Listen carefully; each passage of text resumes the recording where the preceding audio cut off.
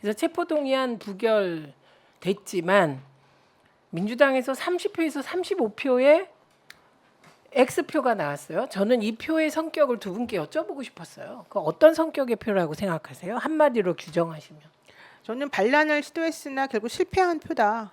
반란 게다가 실패표. 게다가 더 중요한 거는 그 35표가 뭐 반대표라고 하지만은 무효나 기권은 그래도 본인들이 그렇게까지는 못한 거예요. 하다가 만 거기 때문에 실제 제가 따져보니까 17표인가 16표인가 그렇게 되더라고요. 그러면은 사실은 비명계라고 불리우거나 내지는 검찰이 한 거는 무조건 옳다고 생각하시는 그런 분들의 숫자가 169명 중에서 17명, 16명밖에 안 되는 거예요. 그러니까 결과적으로 한 10% 정도이거든요. 저는 그래서 그걸 그렇게 심각하게 볼 필요는 없다고 생각해요. 이게 만약에 본인들이 혹은 내지는 이제 사람들이 이제 우려했던 것들처럼 정말로 이게 반란이 성공했을 수도 있겠죠. 10표만 더 들어갔으면. 근데 더 들어갈 수가 없고 이게 한계였다는 거예요. 이게 최대치였다는 거예요. 그래서 그걸 가지고 이렇게까지 계속해서 흔들어대는 동인으로 삼으면 안 된다. 오히려 이거는 아무리 노력해도 여기까지가 한계다라고 하는 걸 보여주는 모습이다. 이렇게 저는 생각하죠. 의원님 어떠세요? 저는 솔직하지 못한 표가 있었다 이렇게 봤어요. 사람들이 다 솔직하지 못한 거예요. 모든 사람들은 솔직하지 네, 못해. 다 솔직하지 사심이. 않아. 아니 저는 우리가 지난번 바로 이 시간에 그 현장을 보면서 그때 무효표이냐 아니냐 두 표 네, 가지고 두 막 표 가지고 하는데 근데 말했었죠. 그때 제가 말을 못 하고 있었지만 밖으로 말은 못 하고 있었지만 사실은 압도적으로 부결이 될 거라는 얘기를 하고 있었는데 저렇게 하는 거 보니까 얘네들이 뭔가가 있다라고 하는 생각이 제가 속에서 들었었어요. 그래서 그게 좀 불길하다라고 했는데 저는 이게 나중에 봤을 때 이 얘기가 일단은 국힘 쪽에도 들어갔을 거라는 생각을 합니다. 거기 뭐 하태경 의원들은 그렇겠죠. 하태경 의원이 얘기했다며. 35표 35표. 정도 반란표 있을 거다 뭐 그런 얘기 한 것도 있고 이럴 수도 있다. 그냥 이럴 거다라고 내통한 거는 아니고 네. 이럴 수도 있다라는 게 거기 들어가서 혹시나 하는 마음에서 그 두 표 가지고 그 난리를 쳤던 거 아닌가 그런 생각이 들었는데요. 제가 결과를 보면서 집에 가면서 이거 들으면서 자식들 정말 그 소심하고 비겁하게들 하냐.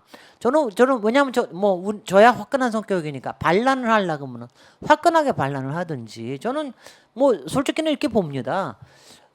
처음부터 이거는 저 소신과 그 다음에 여러 가지 자기네들의 기준에 의해서 레드 카드를 줄 수는 없고 그랬다간 자기네들이 무덤에 들어갈 거기 때문에. 옐로우 카드 중에서도 조금만 빼서 한번 패를 보여줬다. 그런 점에서 저는 상당히 소심하다라는 생각이 들고요. 간보기 표 아닙니까? 간복이죠. 간복이 노랑이지. 간복이. 그래서 난 그래서 그러니까 제가 그걸 가면서 내가 또 창피하더라고. 왜 저렇게 하려고 그러면 좀 화끈하게 하든가. 그리고 앞에서 한 말 다르고 뒤에서 하는 말 다르고. 맞아요. 저렇게 그냥 표리부동할까. 근데 저게 그럴 창피해. 수밖에 그러니까 일부가 총선 걱정도 되고 그리고 이재명 대표가 내가 이렇게 개인적으로 얘기하면 들을까 이런 생각도 되고 뭐 그럴 수 있어요. 그런데 표결이라는 건 이 표결의 의미는 검찰의 구속영장이 이게 구속영장을 청구할 만한가 아닌가로 사실 판단해야 되잖아요. 헌법기관인 국회의원들이. 그리고 특히 민주당 의원들이라면 지금 작금의 민주당을 향한 정치 검찰의 일방적 수사, 불공정 수사에 대해서 맥락적 판단을 해야 될 거 아닙니까? 저는 이 부분이 무지하게 실망스러워요. 제가 오늘 이제 당내에서 좀 판을 읽을 줄 안다는 의원과 만났어요. 그런데 이게 그 비명이나 그 개딸이나 혹은 지지자들이 얘기하는 수박만이 아니라 그 초선들 중에 조용히 있는데 이 당이 너무 걱정되는 반란이 있었다는 거예요. 그래서 제가 그렇다면 더 실망스러운데요. 어떻게 이 판을 그렇게 읽고 있습니까? 그러니까 이 판은 그 특수부 검사 출신 대통령이 검찰권을 손에 쥐고 야당을 탄압하고 대표를 탄압하는 건데 이런 맥락 안에서 안 보고 그러면 개별적으로 그 소심함 내지는 뭐 총선 걱정 이런 복잡한 마음으로 표결했단 말이에요. 제가 그랬거든요. 그랬더니 이게 무조건 공천권 때문에 그랬다라고만 몰아붙일 수 없는 몇 명이 있다는 게 있겠죠. 그리고 공천권을 장악하기 위한 권력 투쟁을 하겠다는 사람도 있겠죠. 있었겠죠. 그런 사람들이 찬성표 던진 거 아니겠습니까? 그렇더라도 아무리 그래도 헌법기관 하면서 어떻게 그 구속영장을 보고 찬성표를 던집니까? 제가 이 얘기했더니 순진하대요. 아씨, 순정 있게 정치합시다 좀. 국회의원들 수준이 천차만별인가 봐요. 아 그럼요. 엄청나게 차요. 이해력도 떨어지고 이게 무슨 장기적으로 무슨 의미인지를 모르는 분들이 너무 많은 것 같아요. 지금 순간적으로 나에게 칼과 총을 휘두르지 않았다고 해서 자기는 영구적으로 안전할 거라고 생각하고 아무렇게나 행동하는 사람들이 있나 보죠. 그런 거죠. 그러니까 국회의원들이 그렇게 순진한가 보죠. 그렇죠. 제가 순진한 게 아니라 그분들이 순진한 거. 그다음에 그 나치 독일 시대 유명한 얘기 있잖아요. 처음에 유태인을 잡으러 왔을 때 침묵했다. 그리고 그다음에 공산당원, 그다음에 노동조합 했는데 결국 나한테 총풀이가 그럼요. 오더라. 결과적으로 근데 똑같은 그렇게 돕니다. 상황입니다. 글쎄요. 예. 자, 그래서 이게 불똥이 이렇게 튀네요. 이낙연 전 대표 영구 제명. 예. 이게 어저께부로 68,892명. 오늘 7만 명이 넘었을 것 같고요. 동률이 137%, 5만 명이 넘었다는 겁니다.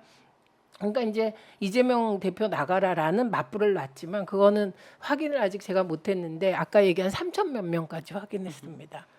그런데 이재명 대표가 이런 분위기에 대해서 페북글을 올렸습니다. 명단 제작, 문자 폭탄, 제명 요청 누가 이득 볼까요? 예.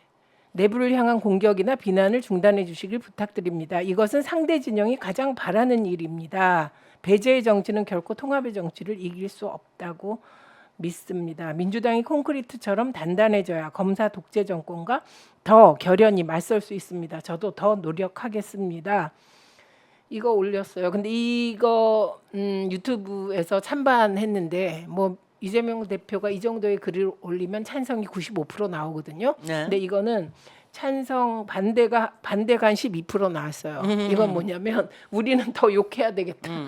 이런 심리가 지지자들에게 있는 거죠. 아니 저는 이재명 대표가 하셔야 될 말씀을 하시고 있는 거고 네. 그다음에 당원들로서는 그 분노와 좌절을 풀을 길을 찾아야 됩니다. 그거는 뭐 어쩔 수 없는 거고요. 근데 제가 이럴 때 좀 여쭤보고 싶은 게 있어. 네.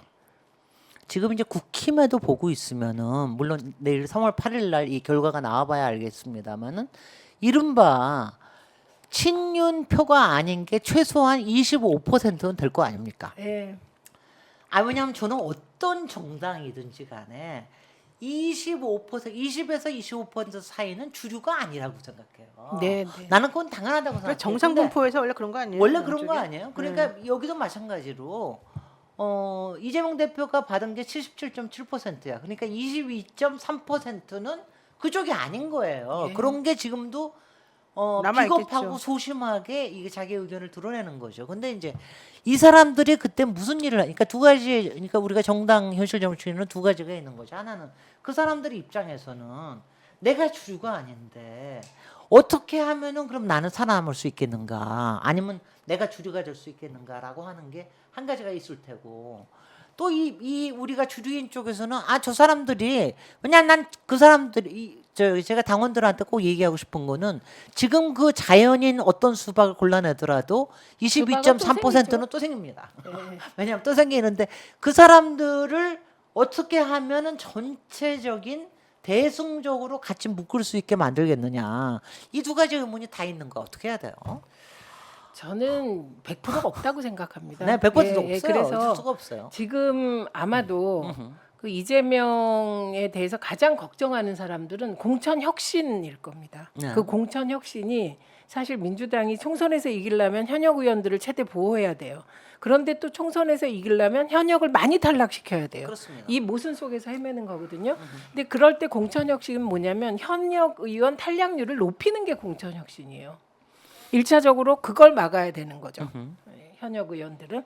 근데 그걸 막으면 총선에선 져요. 글쎄요. 예, 그래서 그럼에도 불구하고 저는 이재명 대표가 원칙대로 가야 된다고 생각해요. 공천 룰 1년 전에 발표하고 그리고 기본적으로 혁신의 방향에서 공천 룰 정하고 그리고 이미 정해진 기본이 있거든요. 거기에 약간 변형하는 정도의 공천 혁신안을 빨리빨리 발표하고 나가야 된다고 생각해요. 그래서 제 말은 답은 없다는 거예요. 없습니다. 그러나 이게 혁신 안 하고 그분들을 다 보호해주겠다 이런 약속은 해서도 안 되고 할 수도 없고. 할 수도 없고요. 그다음에 또 하나는 저는 명확히 보는 게 나는 저는 이번에 소심하고 비겁하다고 그런 게 자기네들은 잘했다고 그럴지 모르지만 너무 빨리 했어. 아니 왜냐하면 지금 아직도 저기 총선이 저기 12개월 남았고요. 그다음에 대표의 임기는 14개월이 아직도 남은 거예요. 지금 무슨 이렇다고 지금 전당대회 다시 하겠습니까? 비대위 지금 꾸릴 수 있겠습니까? 지금 어떻게 할 수가 없거든요. 그다음에 뭘 한다 하더라도 왜냐하면 지금 이낙연 대표를 너무 빨리 끄집어낸 것도 나는 그건 나쁘다고 생각해. 왜냐하면 저는 이낙연 대표를 그렇게 해가지고 저쪽을 완전히 이낙연 대표도 움직일 수가 없는 그런 상황이에요. 지금 뭔가 하도 이낙연 대표가 비대위원장으로 들어오겠습니까? 아니면 불가능하죠. 전당대회에서 다시 당 대표로 나오겠어요? 못 하는 거거든요. 그런데 지금 너무 왜냐하면 저는 조금 저기 강성 지지자나 강성 안티나 다 마찬가지로 조금은 하여튼 이성을 찾을 필요는 있어. 그러니까 왜냐하면 이 팬덤들이 솔직히 정치인들을 현실 정치인들을 코너로 몰아갈 수가 있는 거거든요. 그래서 그거는 조금 걱정이 된다. 그 저는 생각은. 이렇게 생각합니다. 그냥 지지자는 단순한 거예요. 그럼요. 지금 이재명 뭐 하나. 당대표가 정치 검찰의 탄압을 받아요. 정적 죽이기라고 생각해요. 그런데 만약에 이재명 대표 돈 받았으면 지지자들이 가슴 아프지만 끝이야. 끝이야. 없어요. 그게. 그런데 그런 구속영장이 왔을 때 그걸 가지고 장난질을 해? 이 분노라고 생각을 해요. 예, 그래서 결국 이 체포동의안 이런 식으로 부결되고 나서 기가 산 게 누군데요? 검찰이 뭐라 그랬냐면 승기를 잡았다. 예, 그리고 국힘이 뭐 기세 등등해서 난리가 난 거예요. 그러니까 여러분이 한 게 그런 일이라는 거예요. 그래서 자기네도 예. 옵션이 더 많이 생긴 거지. 그래서 그 국힘과 정치 검찰과 윤석열 대통령한테 힘을 실어주는 일을 글쎄요. 민주당 의원들이 하셨다는 거예요. 그 이유는 각자 알고 계시겠죠. 하여간 민주당원 가입은 급증하고 있습니다. 6일 만에 2만 3천 명인데요. 민주당 6개월 권리당원이 120만 명이라고 합니다. 근데 이번에 10만 명 더 채워서 130만 명 갔으면 좋겠습니다. 150만 명까지 갑시다. 네, 계속 이번 달에 130만 명, 다음 달에 140만 명. 특히 남양주 지역 당원님들 당원 많이 가입해 주시기 바랍니다. 하하하. 사심장렬. 정의당은 지금 또 어떻게 하고 있냐? 정의당 당원의 탈당이 본물을 이루고 있다고 합니다. 당원 뜻 무시하고 동의안에 찬성표 던진 정의롭지 못한 정당 더 이상 존재 이유 없다. 이거 우리가 지난번에도 말씀 나눴던 거고요. 근데 정의당은 우리가 계속 여러 가지로 얘기를 많이 했는데도 전혀 못 알아듣고 계속 한 가지 길로 계속 가다가 결국은 계속해서 사람이 빠져나가는 현상을 지금 그냥 받아들이고 있네요. 근데 이게 목표가 무슨 이유일까요? 당을 없애는 게 목표일까요? 그건 아니겠지. 이재명 대표가 사퇴하고. 근데 그러니까 정의당이 왜 그런 생각을 가져? 아니 속마음이 민주당이 질이 멸렬해야 진보 개혁표는 정해져 있는데 그 표가 정의당으로 온다는 생각인데 아이고, 깨몽하십시오. 그렇게 무식한 예. 생각을 한다고요? 예, 민주당이 만약에 민주당 절대로 분당 안 됩니다. 우리는 분당의 아픔을 너무 많이 겪어가지고요. 너도 나도 당 밖으로 나가면 시베리아다. 이걸 너무 잘 압니다. 그리고 분당할 수 있는 저기 동력이 전혀 없어요. 왜냐하면 뭐 대선 후보가 확실한 대선 후보가 있는 것도 아니고 지역색이 확실하게 있는 것도. 왜냐하면 지난번에 국민의당이 안철수와 호남이 한번 깨서 해봤던 게 호남한테는 엄청난 상처거든. 네. 그럴 수가 없어요. 그거를 이제 어게인 이낙연 대표를 내세워서 그렇게 하겠다고 생각한 일부가 있었다고 합니다. 그런데 현실적으로 저는 어렵다고 봅니다. 근데 국민의힘 쪽에서는 지금 국민의힘 쪽에 있는 몇몇 분과 민주당에 있는 뭐 20명 되는 사람들하고 합쳐가지고 또 뭔가 해볼 수 있다 이런 얘기를 계속 하던데. 그거 옛날에 해봤잖아. 바른정당하고 국민의 당하고 합해가지고 바른 미래하고 바른 저기하고도 바른정당 해봤는데 어떻게 됐습니까? 결국 안 아무것도 되잖아요. 안 되죠. 아니 그리고 안 되잖아. 그 그거는. 구상 자체가 안 되는 거죠. 왜 안 글쎄요. 되냐면 자꾸 김한길 전 의원을 얘기를 김한길 전 의원 얘기하면 그거는 친위 정당이에요. 친위 쿠데타에 의한 친위 정당, 윤석열 정당에 민주당이 넘어간다는 거지.